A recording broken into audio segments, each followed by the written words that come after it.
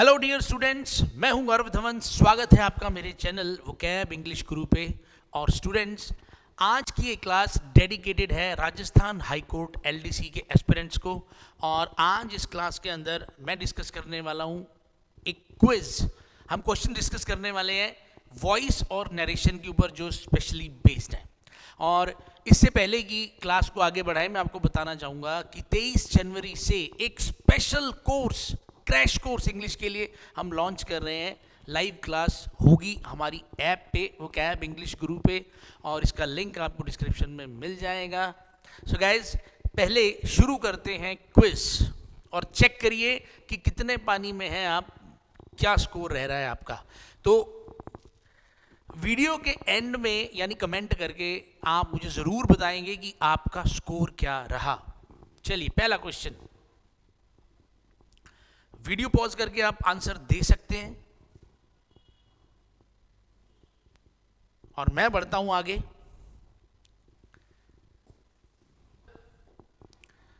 देखिए जी, अब हमें बनाना था इसका पैसिव, हमें पैसिव वॉइस बनाना था। तो ये जो सेंटेंस अभी दिख रहा है हमें, ये सेंटेंस में कीप्स है V1 प्लस S, और ये निशानी किसकी होती है? प्रेजेंट इंडेफिनिट की। ये निशानी है प्रेजेंट इंडेफिनिट की।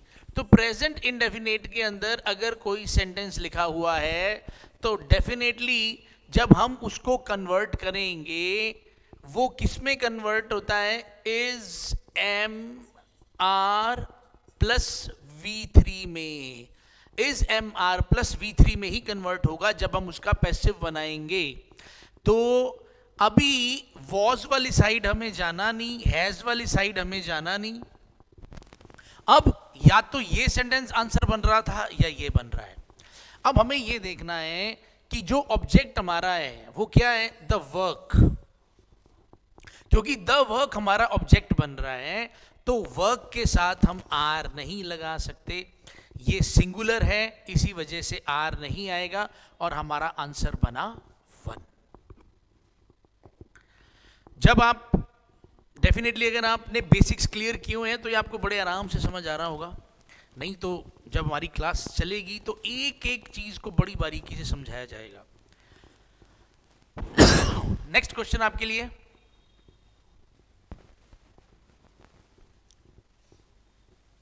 आप करिए कोशिश वीडियो पॉज करके, और मैं बढ़ता हूं आगे। देखिए जी, Did the problems you had to face discourage you? क्या उन प्रॉब्लम्स ने जो आपको फेस करनी पड़ी डिस्करेज किया? क्या उन प्रॉब्लम्स ने आपको डिस्करेज किया जो आपको फेस करनी पड़ी? तो did the problems you had to face discourage you? तो यहां पे ये सेंटेंस did से स्टार्ट हो रहा है। इसका मतलब ये तो हमारी हेल्पिंग वर्ब है, और हेल्पिंग वर्ब जब डिड होती है तो हम बात करते हैं पास्ट इंडेफिनेट की। और गाइस, पास्ट इंडेफिनेट को जब भी पैसिव में कन्वर्ट किया जाता है, हमेशा आंसर क्या आना चाहिए? Was were plus V3। यानी हमें वाज वर प्लस V3 में जाना पड़ेगा। तो आर से आंसर शुरू हो रहा है, खत्म, गलत नहीं हो सकता। आर से शुरू हो रहा है, नहीं हो सकता। हैव से शुरू हो रहा है, हो ही नहीं सकता। एक ही सवाल ऐसा है, एक ही ऑप्शन ऐसा है जो वर्ड से स्टार्ट हो रहा है, यही हमारा आंसर है।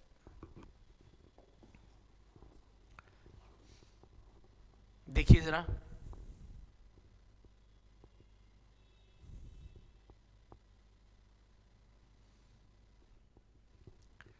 आप दीजिए आंसर, करिए कोशिश, बढ़ता हूं मैं आगे। देखिए जी, a child could understand his theory. Could जो है ना, कुड, जब हम बात कर रहे हैं एक्टिव पैसिव वगैरह में, तो ये एक पास्ट की निशानी की तरह काम करता है। अ child could understand his theory, ठीक है। दूसरी बात, हमें ये चीज मोडाल में ध्यान रखनी है, ठीक है। चलो, ये पास्ट वाली चीज जो है नरेशन में थोड़ा ज़्यादा काम करती है अगर अभी, क्योंकि हम पैसिव में जा रहे हैं, तो हमें बस इतना ध्यान रखना है कि ये मोडाल है और मोडाल के बाद ये चीज़ क्या है, V1।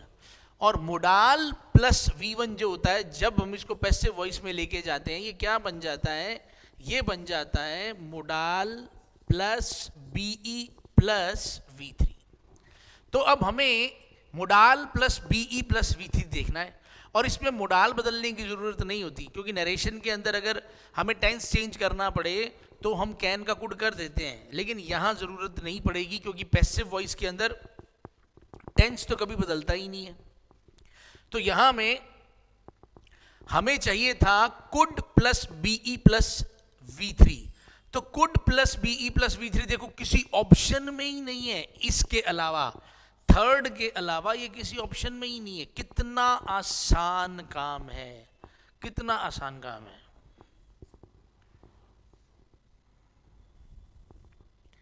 देखिए जी,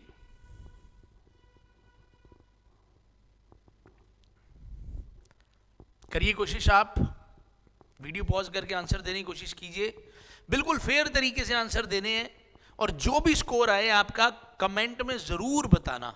और मुझे ऐसा लगता है कि अगर आप लोगों का स्कोर 8 आउट ऑफ 8 इसमें, क्योंकि मेरे हिसाब से 8-9 क्वेश्चन ही हैं, अगर टोटल जितना क्वेश्चन है उतना ही स्कोर अगर आपका आता है, फिर आपको कोई रोक नहीं सकता आपके सिलेक्शन से।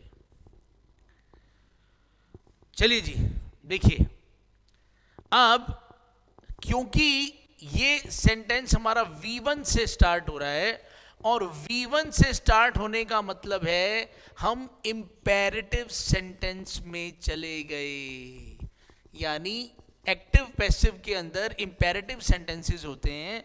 तो अगर सेंटेंस V1 से स्टार्ट हो और उसके अंदर ऑब्जेक्ट भी हो, ये ऑल द एग्जाम्स क्या है, ये एक ऑब्जेक्ट है, तो अगर सेंटेंस V1 से स्टार्ट हो रहा है, ऑब्जेक्ट भी है, तो ही हम लेट वाला फॉर्मूला लगा सकते हैं। हम लेट वाला फॉर्मूला लगा सकते हैं, या अपना फॉर्मूला लगता है ना, you are ordered, you are requested, you are suggested, तो यहाँ पे यू से तो कुछ स्टार्ट हो ही नहीं रहा, इसका मतलब ये सेंटेंस लेट से ही स्टार्ट होगा, लेट से ही स्टार्ट होगा, और लेट से हमें सिर्फ 2 ही सेंटेंसेस दिख रहे हैं, तो इसका मतलब थर्ड तो हमारा आंसर नहीं हो सकता, 1 हमारा आंसर नहीं हो सकता। अब लेट में दोनों ही है, अब इसमें वो कह रहा है let all the exams should be, तो इसमें मोडाल कहां से आ गया, जब हम इंपेरेटिव सेंटेंस बनाते हैं मोडाल वोडाल नहीं आता उसके अंदर, तो इसमें कहां से आ गया मोडाल, तो हो गया काम। Let all the exams be conducted in a fair and proper manner, यही इसका सही आंसर है। चलिए जी, देखिए नेक्स्ट क्वेश्चन,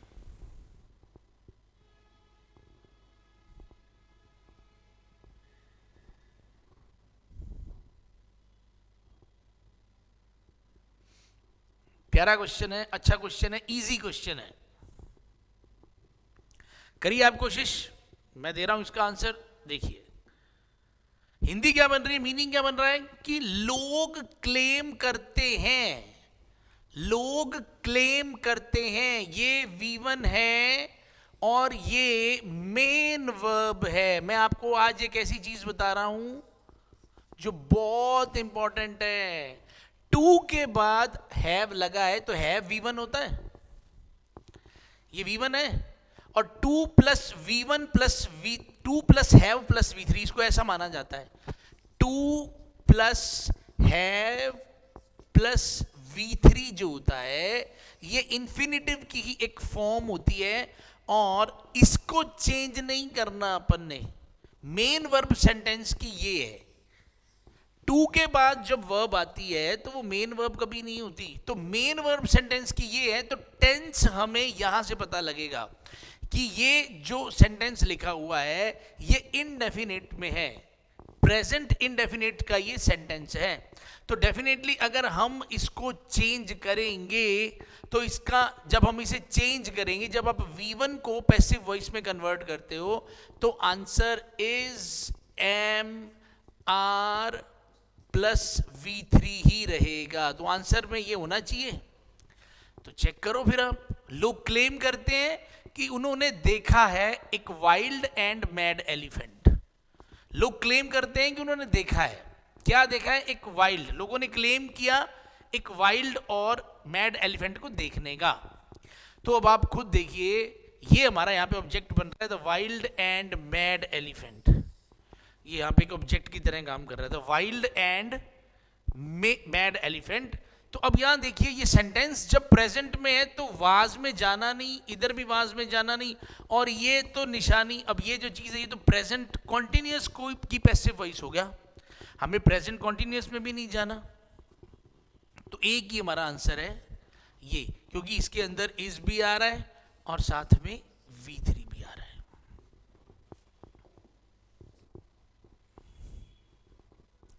अभी क्वेश्चंस हैं, लेकिन अगर आपको कुछ समझ आ रहा है, अगर आपको वीडियो पसंद आ रहा है, अगर आप चाहते हैं कि हाँ इस तरह की जो क्विजेज हैं ये मैं डेली जब तक एग्जाम नहीं हो रहा लेके आता रहूँ आपके साथ, तो प्लीज़ लाइक शेयर कमेंट ज़रूर करना। अपना स्कोर तो आपने ज़रूर बताना है, बिल्कुल ज़रूर बताना है। चलिए जी, देखिए नेक्स्ट क्वेश्चन। अब हम नरेशन में आगे ध्यान रखना, अब पैसिव वॉइस नहीं है, एक्टिव पैसिव नहीं है, नरेशन पे है क्वेश्चन। अब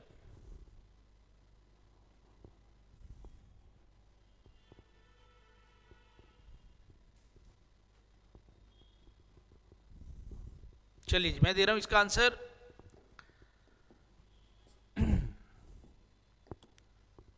sorry,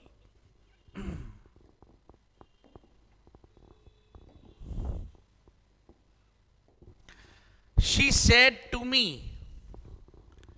what time is your flight tomorrow. उसने मुझसे कहा, अब देखो क्योंकि यहां पे सैड आ गया, इसका मतलब टेंस बदला जाएगा। ये रिपोर्टेड स्पीच है, इसका टेंस अब हमें बदलना पड़ेगा, और हमें टाइम और प्लेस वाला चेंज भी करना पड़ेगा। हमें प्रोनाउन वाला चेंज अगर इसमें होता तो करना पड़ता। तो हमें सबसे पहले तो, क्योंकि क्वेश्चन पूछ रहा है आस्क्ड पे जाना है, सब में आस्क्ड है, कोई दिक्कत नहीं है, ठीक है। शी आस्क्ड मी, तो उसका ये था what time is your flight, और ये सेंटेंस प्रेजेंट इंडेफिनेट में है, तो हमें पास्ट इंडेफिनेट में जाना है। तो ये चीज प्रेजेंट इंडेफिनेट में है, ये गया।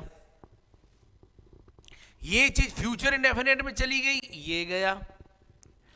अब इस सेंटेंस के अंदर शी आस्क्ड मी, अब क्योंकि ये सेंटेंस क्वेश्चन मार्क वाला है, क्योंकि जो हमारा रिपोर्टेड स्पीच है वो क्वेश्चन मार्क वाला है, तो जब हम इसको हटाते हैं तो दैट नहीं लगाते, और यहाँ पे दैट भी लगा दिया, व्हाट भी लगा दिया, तो दैट नहीं होना चाहिए था। इसी वजह से यहाँ पे दैट नहीं है, अकेला व्हाट है। ये बिल्कुल सही आंसर है, बिल्कुल सही आंसर है ये।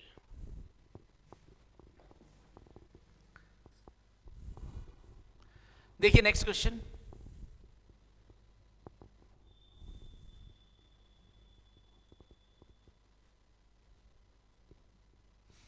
देखिए देखिए, दीजिए जवाब फटाफट।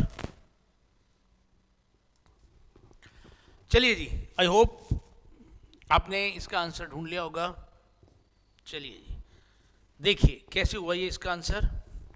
Hello, he said to his friend, यानी पहले उसने हेलो कहा और फिर उसने कहा what can I do for you. तो अब यानी हेलो का मतलब होता है ग्रीट करना। He asked and greeted his friend, गलत हो गया। पहली बात तो यहां पे ये जो कैन आ रहा है, हमें क्योंकि यहां पे सैड आ रहा है, हमें इसका टेंस तो चेंज करना पड़ेगा। ये कैन का कुड तो हमें करना ही पड़ेगा। तो पहले तो ये देखते हैं कैन किसके अंदर। देखो इसके अंदर कैन आ रहा है, ये खत्म, ये हमारे काम का नहीं। इसके अंदर कैन आ रहा है, ये भी हमारे काम का नहीं, ये भी गया। तो कैन वाले तो हमारे काम के नहीं है। अब क्योंकि यहां पे बात आ रही है he said to his hello, he said to his friend, तो क्योंकि इस तरह का ये जो सेंटेंस होता है इसमें ग्रीट वर्ड की जरूरत है, तो हमें टोल्ड पे भी नहीं जाना, हमें टोल्ड पे भी नहीं जाना। he told hello and asked, he greeted his friend, क्योंकि टोल्ड एक ऐसा शब्द है, इसको अपने बाद एक ऑब्जेक्ट चाहिए, तो यहां तो कोई ऑब्जेक्ट आया नहीं, ही टोल्ड हिम, तो यहां पे एक ऑब्जेक्ट भी चाहिए था ना, टोल्ड को अपने बाद एक ऑब्जेक्ट भी चाहिए, तो यहां टोल्ड के बाद ऑब्जेक्ट भी नहीं है।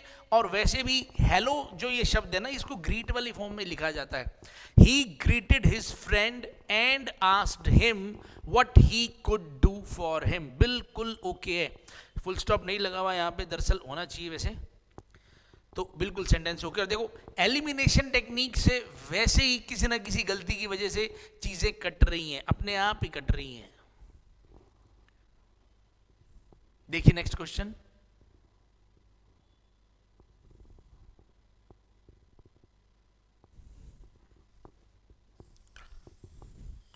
आई होप आप इजीली कर सकते हैं। Take your time, you can pause the video, मैं बढ़ता हूं आगे। देखिए जी क्या कहता है question, he said to me what time do the banks open, said आ गया तो हमें टेंस बदलना पड़ेगा। जब रिपोर्टिंग वर्ब पास्ट टेंस में होती है तो हमें रिपोर्टेड स्पीच का टेंस बदलना पड़ता है। तो ये क्वेश्चन जो है, ये डू आ रहा है इसके अंदर और ये V1 आ रहा है, तो डू प्लस V1 का मतलब प्रेजेंट इंडेफिनेट, और इसका मतलब प्रेजेंट इंडेफिनेट को हमें बदलना पड़ेगा पास्ट इंडेफिनेट के अंदर, ठीक है। तो इसका मतलब क्या करें,